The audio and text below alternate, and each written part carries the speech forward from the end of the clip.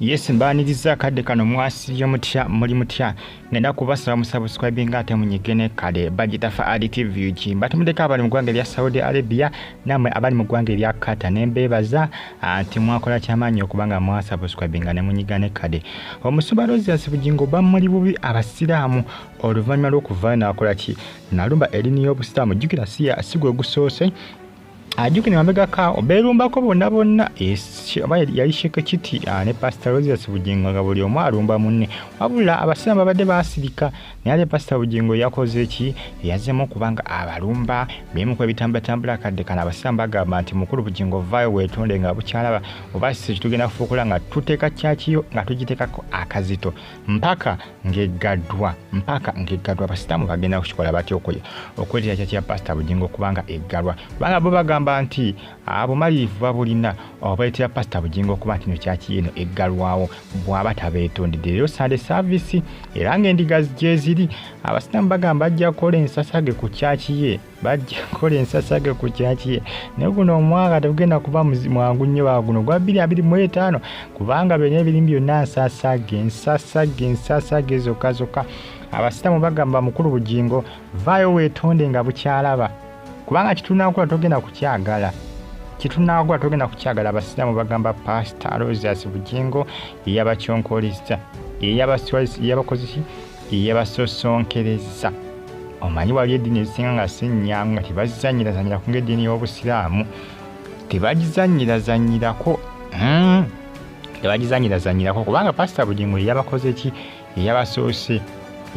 yasooka kulumba madiini malala kubya Yesu Kristo ebya Yesu Kristo ebisibijjukira bulungi simanyanga nti twaliwo amalina ku lubanzala Yesu Kristo era nga yagamba nti ebya Christmas mbu bya kiwani bya kisiru we yagamba se omukulu Bugingo luzabali yalabe tibamuzeemu n'alumba abasiraamu manyi Pastor Bugingo yebisosinga ngize azitambulira kulumba abantu kuba emilietinga kubavuma kubalabisa kubaswaza yenjirize azitambulizaawo eva mu njiri gye kiba kizibu okugimala nga tena gwalumbye kizibu okugimala kabasiramu bagamba boy walinye y'amagye osenga olumba abantu bangi nnyo bannabyabufuzi obalumbye baani ba MPO balumbye kakati ssebo fe tugenda kukola bali kye balema okukukola fe tugenda kukikukola bakambwe baba bano bakambwe obusungu balina bungi kale onawe jegena kwanga bikomekera bagita fa ADTV gifali News KBTV kusanike RTV Uganda nawo mbebaza nebagamba nti mbuli bakabinyo kwanga bugifollow ngasebo yagamba nti Yesu ndiznakoze mwezi 2 bagamba mbusimanyanga oyazalibwa nti sinfu bimese nti bisebe muti waliwo kalenda bisebe tiwaliwo kalenda nti era olusubi lunako yazalibwa ti bya kiwani bya kifere yagamba tibamunyiga abeddiini ezo bakkiriza mu Yesu Kristo kubanga baali bakoza Christmas ye bwato bwe yakola ki ye bwato bwe yayogera kati yabe tebamwanukudde omanyi yagalanye ebintu eva ayagala nnyo okubeerawo nga alina gwali naye mu lutalo n'alumba abasiraamu nga tebamugamba ssebo anti gwayagadde lutalo walutandise ogenda kukiwuliramu boy bagamba tugenda kukukolako ensasage gyotajja kukkiriza mpozi ko nga weetonde olekerawo okwogera ku ddiini y'obusiraamu naffe tujja kulekerawo okwogera ku ddiini y'obulokole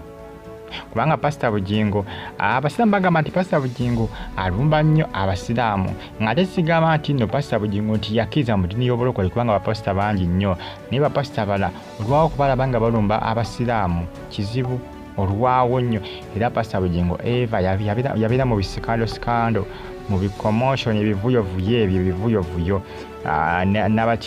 n'abasiraamu entalotale zitagwa n'abasiraamu kizibu okusanga pastor omulala yenna kizibu mukulu Bugingo yabeera mu ntalo buli kasaati sinabasiraamu bokaboka wabula n'abantu abalala bangi nnyo bagita fa ADTV subscribinga onyige kale nkwebaza gwe ne subscribinga tuwakola kyamanyi okubanga wa subscribinga nonyiga kale bagita fa ADTV Pastor Bugingo aneetonda ovanida kubanga bamugabe booteetonda kyakiyo gisiibule kubanga tugenda kugisuula down wansi onampulirira ninze binaava ekibuli salizeeyo tulabe n'abivuddeyo tulabe bagenda kukikola batya. Pastor Bugingo Endiga bizinaddukawo abasiraamu nga bazzeewo ku kyaki kubanga badde efunye information nti baagala kujjawo ku kyaki nti ku Sunday service olwaleero kakati awo simanyi ebigenda kubanga biggwira wabula kyebuuzibwa abakulu bamanyi ku kyabano okubanga baagala kulumba kyaki. Abakulu okuva bali ku kitebe ky'ekibuli bamanyi ekyaba baagala okubanga balumba kyaki ya Mukulu Bugingo oba nedda. Tujja kuba tubitegeera byonna naye nga byebyo Pastor Bugingo yegendereze nnyo eddiini eno agyegendereze nnyo. Eddiini eno si nnyangu tamala gamanyirwa nga bamanyira abantu abalala. Fadi TV ugimbaagala nnyo mwena mbere bulungi subscribinga.